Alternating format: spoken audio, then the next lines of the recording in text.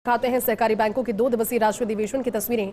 मुख्यमंत्री भजनलाल शर्मा का संबोधन अब से थोड़ी ही देर में, कुछ क्षणों में शुरू होने को है, उन्हें सुनेंगे आप। सभी को नमस्कार। आज के सहकार भारती और सहकारिता विभाग राजस्थान सरकार के तत्वाधान में आयोजित अर्बन कोऑपरेटिव बैंक के राष्ट्रीय अधिवेशन में मंच पर विराजमान कैबिनेट में मेरे साथी सहकारिता मंत्री श्री गौतम कुमार दत्त जी, राष्ट्रीय अध्यक्ष सहकार भारती डॉक्टर उदय जोशी जी, अधिवेशन में मंच पर विराजमान कैबिनेट में मेरे साथी सहकारिता मंत्री श्री गौतम कुमार दत्त जी, राष्ट्रीय अध्यक्ष सहकार भारती डॉक्टर उदय जोशी जी, राष्ट्रीय महामंत्री सहकार भारती दीपक चौरसिया जी, निदेशक भारतीय रिजर्व बैंक सतीश मराठे जी, प्रमुख सचिव एवं रजिस्ट्रार सहकारिता विभाग मंजू राजपाल जी, राष्ट्रीय प्रमुख अर्बन कोऑपरेटिव बैंक प्रकोष्ठ सहकार भारती अभय माटे जी, प्रदेश अध्यक्ष सहकार भारती राजेंद्र कुमार थानवी जी, अध्यक्ष स्वागत समिति कृष्ण कुमार टांक जी, अखिल भारतीय सह संपर्क प्रमुख रमेश पप्पा जी, हमारे क्षेत्रीय प्रचारक निम्माराम जी भाई साहब,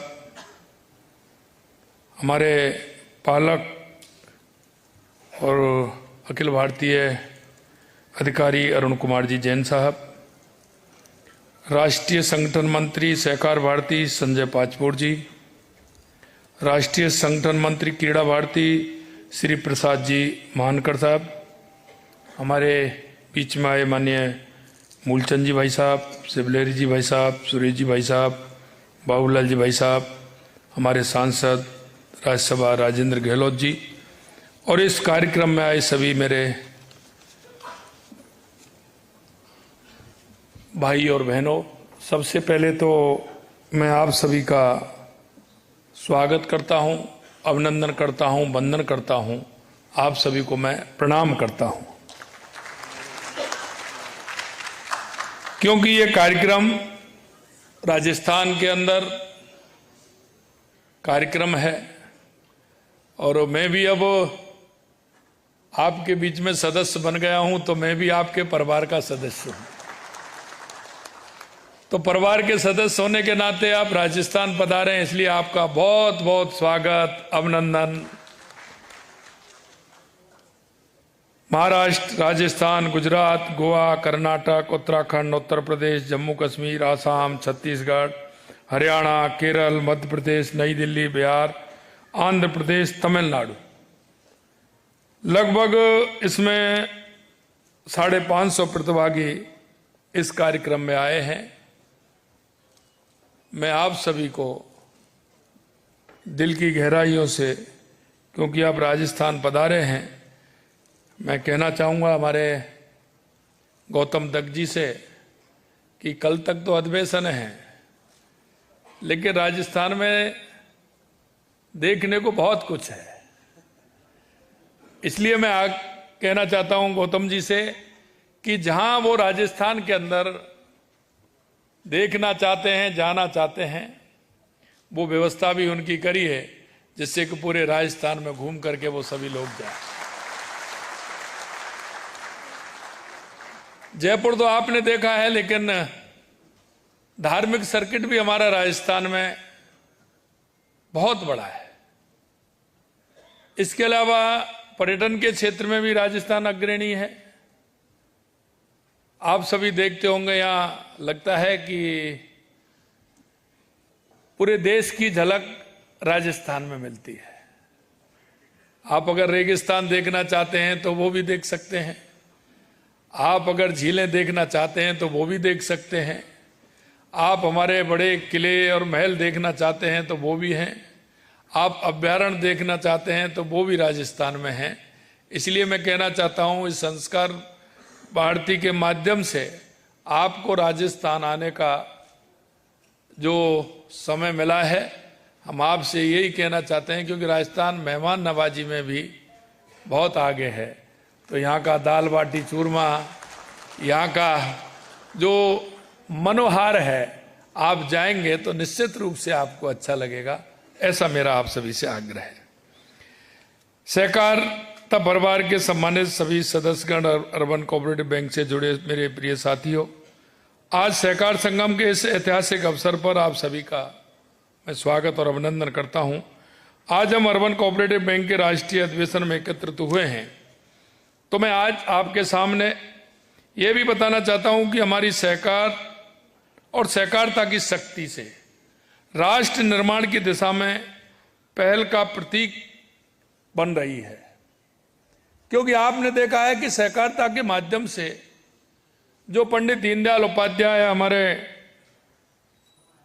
भारत रत्न बाबा साहब भीमराव अंबेडकर की कहते थे कि अंतिम पंक्ति में जो व्यक्ति खड़ा है, अगर उसका कोई लाभ देने का, उसको जोड़ने का कोई काम कर सकता है तो उसमें प्रमुख रूप से सहकारिता विभाग है। सहकार भारती के माध्यम से उसको जोड़ सकते हैं। अर्बन कोऑपरेटिव बैंक हमारे समुदाय के आर्थिक सशक्तिकरण का भाग है। इन बैंक की विशेषता यह है कि स्थानीय समुदाय की आवश्यकताओं को गहराई से समझते हैं। छोटे व्यापारी हो या मध्यम वर्गीय परिवार, सभी के लिए बैंक एक विश्वसनीय साथी है। हमारे राजस्थान में, क्योंकि मैं अगर देश की बात करूं तो हमारे पूरे देश के अंदर लगभग 1500 के लगभग शाखा है। अगर इसमें मैं बात करूं कि कितने व्यक्ति काम करते हैं तो 1.5 लाख से ज्यादा इसमें काम करते हैं।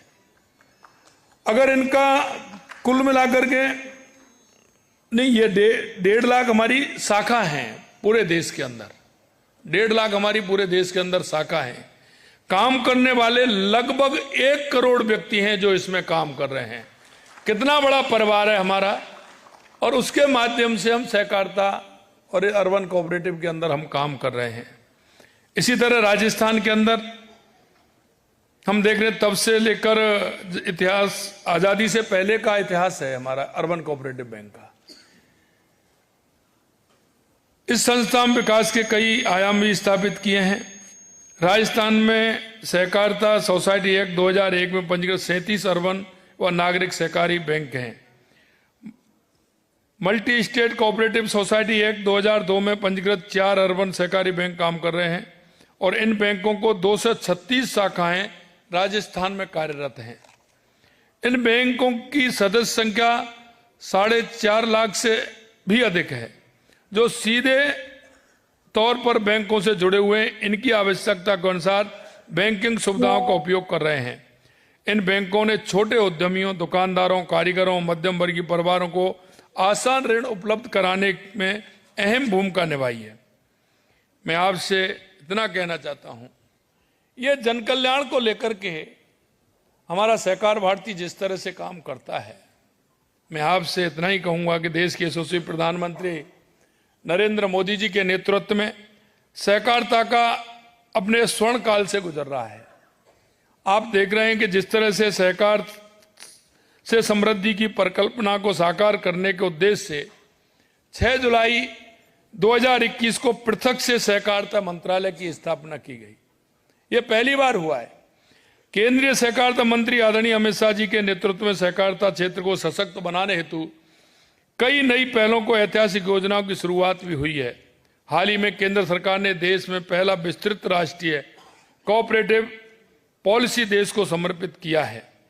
सहकारिता मंत्रालय ने पिछले 4 वर्षों में प्राथमिक कृषि ऋण समितियां, डेयरी, मत्स्य सहकारी बैंकों, चीनी सहकारी संस्थाओं, सहकारी शासन प्रणाली को सशक्त बनाने के लिए 100 से अधिक पहलें की हैं। जब नीति में स्पष्टता हो और ईमानदारी हो तो असंभव लगने वाले कार्य भी संभव हो जाते हैं।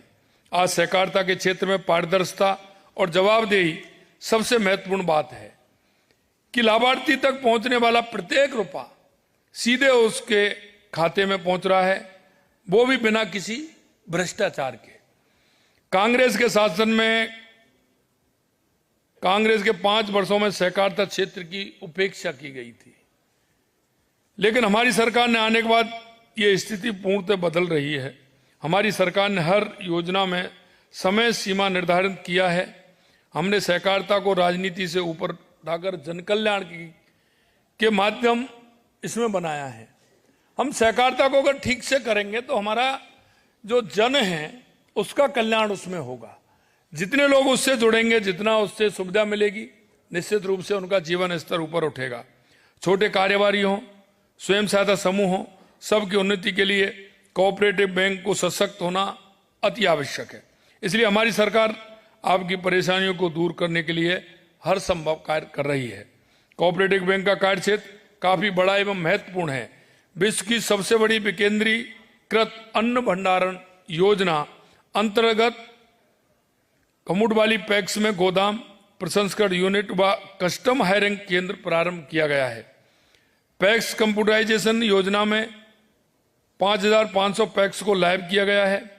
सहकारी बैंकों के माध्यम से डेयरी संबंधी उपकरण खरीदने हेतु 1 लाख रुपए तक ब्याज मुक्त अल्पकालीन ऋण उपलब्ध कराने के लिए राजस्थान सहकारी गौपालक क्रेडिट कार्ड ऋण योजना लागू की गई है।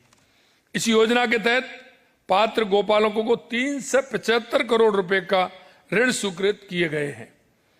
भूमि सुधार के लिए सहकारी बैंकों से लिए गए दीर्घकालीन ऋण, कृषि ऋण जिन्हें किसानों ने समय पर चुका दिया, उन सभी को हमारी सरकार 7% ब्याज अनुदान दिया है। वहीं दीर्घकालीन गैर कृषि ऋणों पर 5% अनुदान दिया गया है। इन योजनाओं के तहत हम अब तक करीब 83 करोड़ रुपए के ऋण किसानों को लाभार्थी तक पहुंचाए जा चुके हैं। सहकारी बैंकों के माध्यम से हमारी सरकार ने अब तक किसानों को 42,394 करोड़ रुपए के ब्याज मुक्त अल्पकालीन फसली ऋण उपलब्ध कराया है। 404 करोड़ रुपए के फसली ऋण दिए गए हैं। मैं इतना कहना चाहता हूं कि हमने पहले कांग्रेस की जब सरकार थी तो कांग्रेस के 5 वर्षों में राजस्थान की स्थिति क्या थी। उस समय किसानों को ना समय पर बीज मिलता था, ना पैसा मिलता था। जो पैसा किसानों के खातों में जाना चाहिए था वो बिचौलिया उसको ले जाते थे। गोदामों में अनाज की स्थिति क्या होती थी, लेकिन किसानों को उचित दाम नहीं मिलता। सहकारी बैंकों में एनपीए की स्थिति भयावह थी। आपने देखा होगा जिस तरह से उनकी भ्रष्टाचार की कहानी थी। मैं इतना ही आपको विश्वास दिलाना चाहता हूं कि हमारी सरकार में पारदर्शिता, शिकायत निवारण की व्यवस्था, भ्रष्टाचार के विरुद्ध कड़ी कार्रवाई होती है।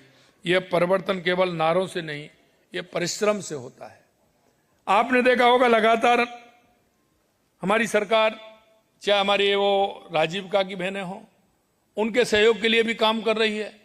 हमारी राजीव का की बहनें हमारे सहकारिता से जुड़ी हुई हैं और वो बाड़मेर से लेकर के हमने जैसलमेर, हमारा जो क्षेत्र है उसमें राजीव का की बहनें काम कर रही हैं। वहाँ नए विजन को हमने दिया है। बाड़मेर बालोतरा में हमारे किसान जो अनार पैदा कर रहे हैं उनके लिए भी हमारे सहकारिता विभाग से हम उनको लोन दे रहे हैं। उनको वो खेती को आगे कैसे बढ़े वहाँ उसके लिए काम कर रहे हैं। जैसलमेर के अंदर हमारा खजूर हो रहा है, उसके लिए हम सहकारिता से जोड़ करके उनको हम सुविधाएं दे रहे हैं। इसी तरह हमारा जो बांसवाड़ा और डूंगरपुर है, माँ राजीव का की जो बहनें हैं वो फूलों से गुलाल बनाती हैं। फूलों से गुलाल बना करके इतनी अच्छी गुलाल वो होती है। अब की बार हमने उन गुलाल बनाने वाली जितनी बहनें, उनकी पूरी की पूरी गुलाल सरकार ने उनको खरीदा और खरीद करके उसको पूरे देश में भेजने का काम किया, जिससे कि उनका जीवन स्तर ऊपर उठे।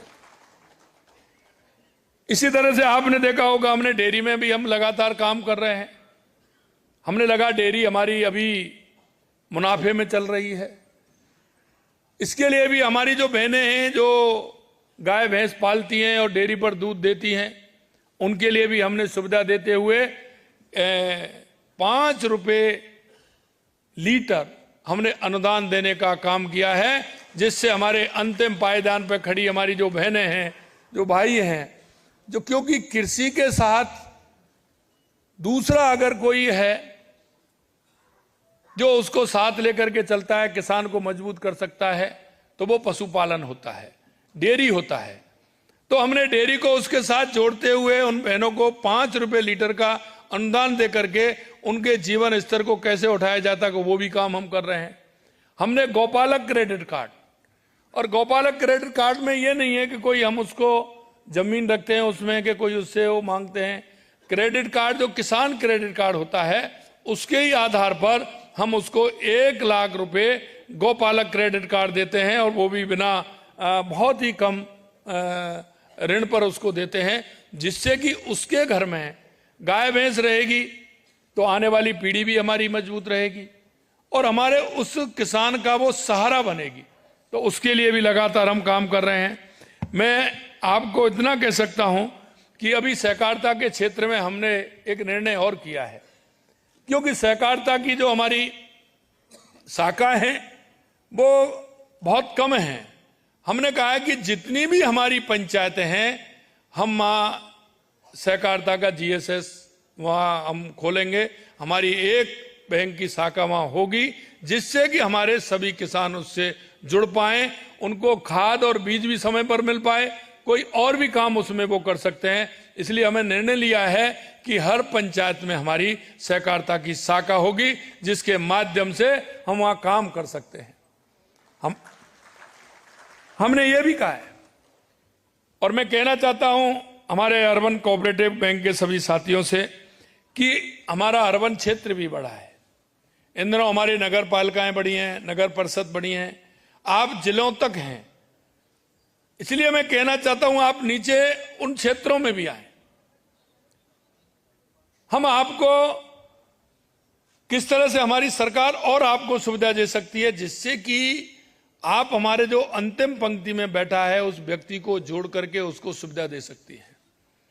क्योंकि बैंक ऐसे नहीं है, बैंक हमारी समृद्धि का प्रतीक है। जब किसी को आवश्यकता होती है कोई काम करने की, तो मैं आपको सत्य बता रहा हूं, अगर कोई कितना भी नजदीक का रिश्तेदार हो, कोई भी परिवार का व्यक्ति हो, लेकिन जब आवश्यकता पड़ती है वो व्यक्ति जब उसके पास जाता है, तो ये लेन देन का भी ऐसा ही होता है कि जिसके पास पैसा होता है तो उसको तो मिल जाता है, लेकिन जिसको आवश्यकता होती है उसको वो रिश्तेदार ना मिलने वाला कोई नहीं देता है।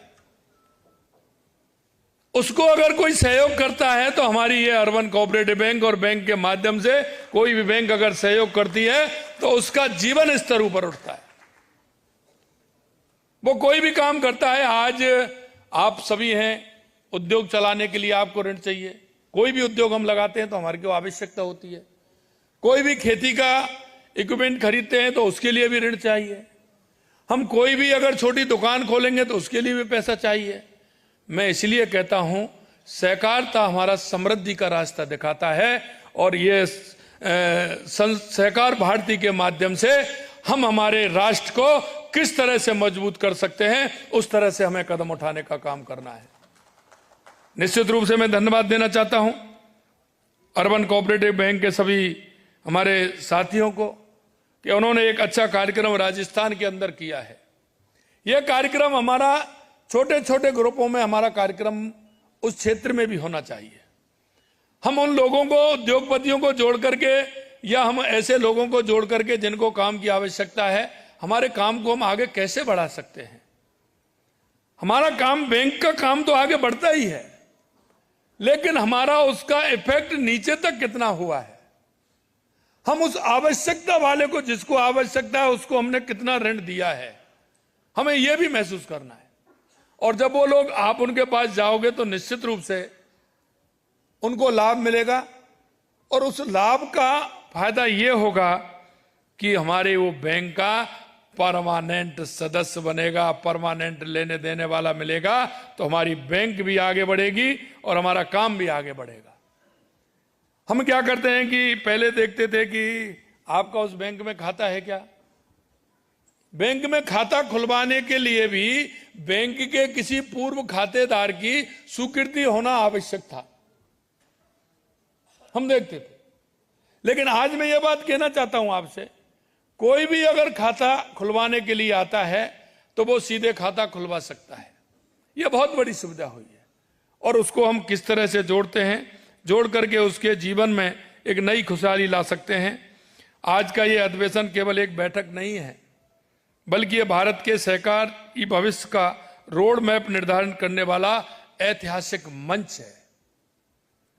मैं आपको पूर्ण विश्वास दिलाता हूं कि राजस्थान की भाजपा सरकार सहकारिता की शक्ति से प्रदेश को आत्मनिर्भर, सशक्त, समृद्ध बनाने में कोई कसर नहीं छोड़ेगी।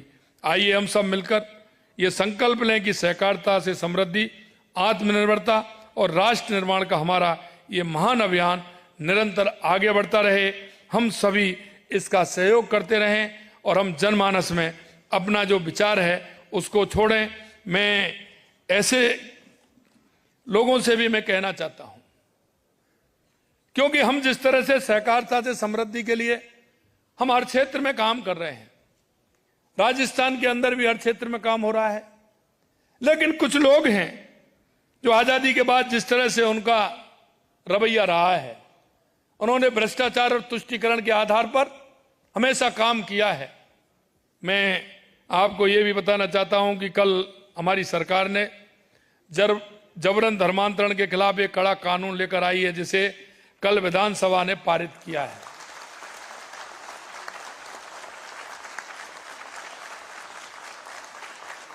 और मैं जब कल सुबह मेरी हमारे संसदीय कार्य मंत्री जी से बात हो रही थी, मैं विधानसभा सुबह जब मैं पहुंच गया था तो मैंने कहा था कि ये लोग वो लोग हैं क्योंकि इनका जीवन तुष्टीकरण में गया है, हमेशा तुष्टीकरण इन्होंने किया है, ये आज बाधित करेंगे। मुझे पता था ये वो लोग हैं क्योंकि ये बिना राज के रह नहीं सकते। ये भ्रष्टाचार और तुष्टीकरण इनकी जेल में समा गया है। ये तुष्टीकरण से देश को चलाना चाहते हैं। कांग्रेस की तुष्टीकरण की नीतियों के कारण प्रदेश में अवैध धर्मांतरण करने वाले गिरोह सक्रिय थे। इस कानून के बनने से उनकी गतिविधियों पर रोक लगेगी। लव जिहाद और जबरन धर्मांतरण प्रदेश के लिए बड़ी समस्या बनता जा रहा था। हम कहते हैं कठोर कानून बनाकर हमने बिल्कुल स्पष्ट संदेश दे दिया है कि ऐसी मानसिकता को अब किसी भी कीमत पर बर्दाश्त नहीं किया जाएगा। कुछ लोग आदिवासी भाई बहनों को बहला फुसलाकर धर्मांतरण की कोशिश कर रहे थे। मेवात के इलाके में तो पिछली सरकार के समय लव जिहाद एक बड़ी समस्या बन गया था, साइबर क्राइम भी समस्या उसमें था, पर हमारी सरकार में यह सब नहीं चलेगा, नहीं चलेगा। उन कांग्रेस के लोगों को कहना चाहता हूं कि यह चलने वाला नहीं है। जो कोई लोग भी इस तरह की गतिविधियां में शामिल हैं, उन्हें बिल्कुल स्पष्ट कर देना चाहता हूं कि या तो वे अपनी हरकत से बाज आएं, नहीं तो जेल की सलाखें उनका इंतजार कर रही हैं, वो तैयार रहें। हम किसी भी कीमत पर उनको बख्शने वाले नहीं हैं। कांग्रेस अपनी तुष्टीकरण की नीति से अभी भी बाज नहीं आई। इस कानून का विरोध कर कांग्रेस ने फिर से साबित कर दिया कि वो लव जिहाद और जबरन धर्मांतरण करने वालों के साथ खड़ी है। कांग्रेस की इस हरकत को प्रदेश की जनता ने देखा है, लेकिन मैं स्पष्ट रूप से कहना चाहता हूं कांग्रेस के लोगों को कि आप बिल्कुल पूरी तरह से निश्चिंत रहिए। एक भी इस तरह का काम नहीं होगा जो समाज के विरोध में होगा, हिंदू धर्म के विरोध में होगा। स्पष्टता से सुन लीजिए, ऐसे लोग जो मैंने कहा वो ही होगा। मैं आपसे ये सारी बातें इसलिए कहना चाहता हूं कि यह सहकारिता हमारा वो क्षेत्र है जो आम जन की इससे आवश्यकता पड़ती है, लेकिन कांग्रेस के लोगों ने यह जेबी संस्था बना ली। आज भी आप देख सकते हैं सहकारिता, कोई भी क्षेत्र हो सहकारिता का, उसमें उनके उतने ही सदस्य हैं। सदस्य बनाने में दिक्कत करते हैं। हमने उसमें कहा है कि हमारा 2 अक्टूबर से लेकर के 2 सितंबर से लेकर के 2 अक्टूबर से लेकर के 15 दिन का हमारा अभियान चलेगा, जिसमें सहकारिता के सदस्य पूरे राजस्थान के अंदर बनाए जाएंगे, जिससे हमारा राजस्थान पूर्ण रूप से सहकारिता के क्षेत्र में मजबूती से काम करेगा। हम हर काम वो करना चाहते हैं जो आम जन के फायदे के लिए है। और मैं अंत में इतना ही कहूंगा, आप सभी लोग यहाँ पधारे हैं, हम बहुत ही सौभाग्यशाली हैं कि लगभग 20 जिलों के कार्यकर्ताओं के दर्शन का लाभ हमें मिला है। निश्चित रूप से हमें बड़ी खुशी हुई है। आपसे पुनः निवेदन करता हूं कि ये राजस्थान की मिट्टी है, ये वीर भूमि है, ये भक्ति की भूमि है, ये अगर मैं कहूं तो पर्यावरण के लिए अपने आप को समर्पित कर दिया ऐसी अमृता देवी माता की भूमि है।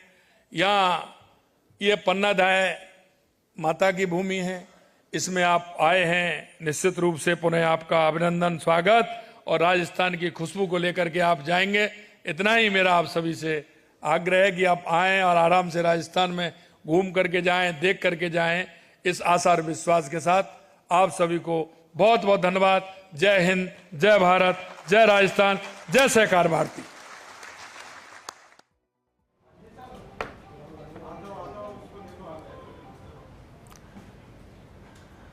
देखिए, मुख्यमंत्री भजनलाल शर्मा का संबोधन आप सुन रहे थे बिरला ऑडिटोरियम में। इस कार्यक्रम में, इस अधिवेशन का आज पहला दिन, उन्होंने कहा कि पूरे देश की झलक राजस्थान में झलकती है और सहकारिता की शक्ति राष्ट्र निर्माण में अहम योगदान भी देती है।